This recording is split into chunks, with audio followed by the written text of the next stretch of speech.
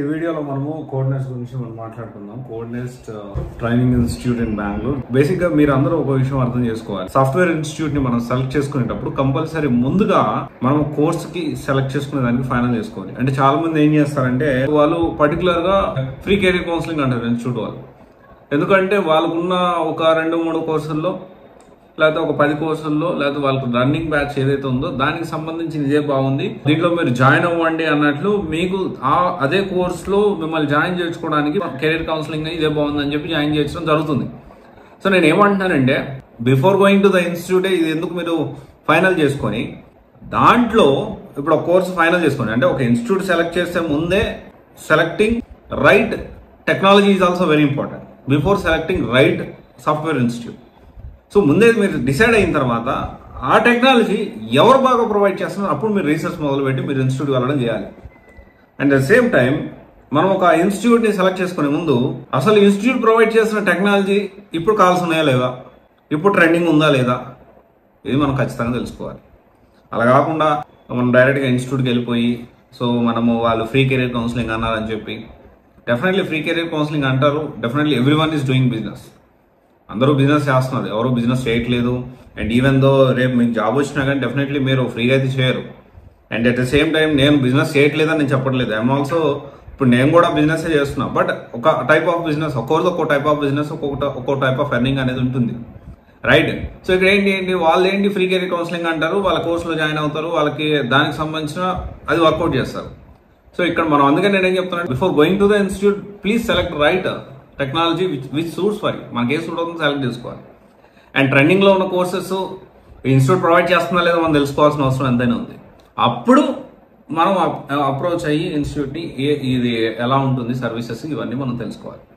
Okay, జనరల్గా coordination విషయానికి వస్తే ప్రోస్ అండ్ కాన్స్ విషయానికి వస్తే డెఫినెట్లీ ప్రోస్ ఏంటి అంటే ఓన్లీ 2 కోర్సెస్ ప్రొవైడ్ చేస్తున్నాం. ఇదేంటి పాజిటివ్ ఇది అంటే ఖచ్చితంగా పాజిటివ్. ఎందుకంటే they are exposing, they are telling you directly that we are good at only these 2 technologies. Like ఒకటి వచ్చేసి ఏంటి అంటే full stack development which is Java and Python combination లో ఉంది, which includes HTML5 ఇవన్నీ కూడా ప్రొవైడ్ చేస్తా ఉన్నారు.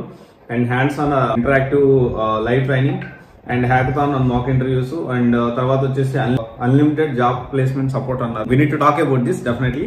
ఫస్ట్ అయితే కోర్సెస్ గురించి మనం మాట్లాడుకుందాం. ప్రొవైడ్ చేసే కోడ్నెస్ట్ తర్వాత వచ్చేసి సెలీనియం టెస్టింగ్ మీద ప్రీమియం టెస్టింగ్ మాడ్యూల్ అని ఒకటి ప్రొవైడ్ చేస్తా ఉన్నారు. కరికులం అయితే వెరీ గుడ్, బాగానే ఉంది, మంచి కరికులం ఉంది, దాంట్లో మనము మాట్లాడడానికి ఏం లేదు.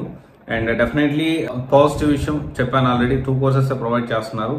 అండ్ ఇంకోటి వచ్చేసి ఏంటి అంటే అన్లిమిటెడ్ ప్లేస్మెంట్ సపోర్ట్ అంటున్నారు. అంటే ఎన్ని సంవత్సరాలు అన్లిమిటెడ్ అంటే ఒక పర్సన్ ఒక 6 నెలలు జాబ్ రావచ్చు, 1 ఇయర్ జాబ్ రావచ్చు. అన్లిమిటెడ్ అంటే ఎన్ని జాబులు చూపించగలుగుతారు ఒక 6 మంత్స్ టైంలో, ఇది మీరు ఖచ్చితంగా అడగాల్సిన question.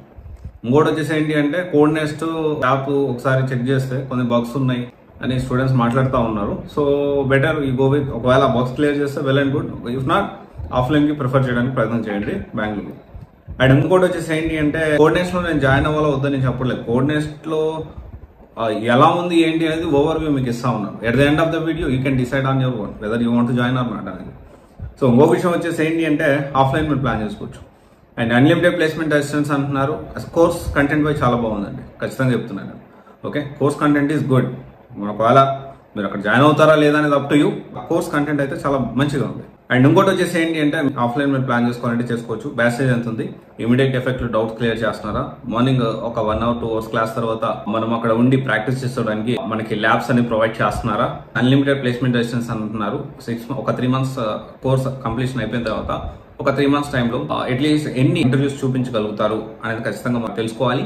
And at the same time చాలా వరకు ఏంటి అంటే 100% ఒక ఇన్స్టిట్యూట్లో ఏ ఇన్స్టిట్యూట్ అయినా కానీ 100 మంది అయినా 100 మందికి జాబ్ రావాలని లేదు. ఎందుకంటే చాలా మంది సీరియస్ క్యాండిడేట్స్ ఉంటారు, కొంత లక్ కూడా కలిసి ఉండాలి, చాలా మంది నాన్ సీరియస్ క్యాండిడేట్స్ ఉంటారు. ఇవన్నీ కూడా కన్సిడర్లో తీసుకోవాలి మనం. ఎందుకంటే ఇన్స్టిట్యూట్ ఎంతవరకు చేయగలుగుతుంది, ప్రాపర్గా కోర్స్ చెప్పగలుగుతుంది.